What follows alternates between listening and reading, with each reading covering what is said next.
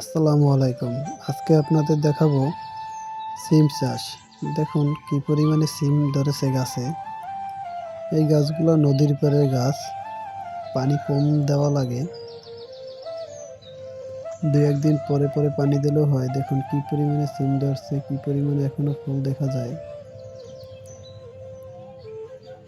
তার আগে আমি আরেকটা কথা বলে নিই, এরকম কৃষি বিষয় অথবা কৃষির ভিডিও পেতে আমার চ্যানেলটি সাবস্ক্রাইব করবেন। আমার পাশে থাকবেন সবাই। আমি একটি ছোট্ট ইউটিউবার। যদি আপনাদের সহযোগিতা পাই তাইলেই সামনে এগোনো যাবে।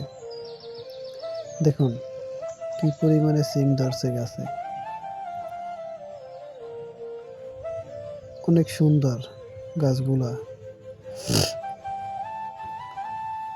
সবাই দেখেন, সিম খেতেও খুব সুস্বাদু একটি যে সিম খেতে সুস্বাদু লাগে।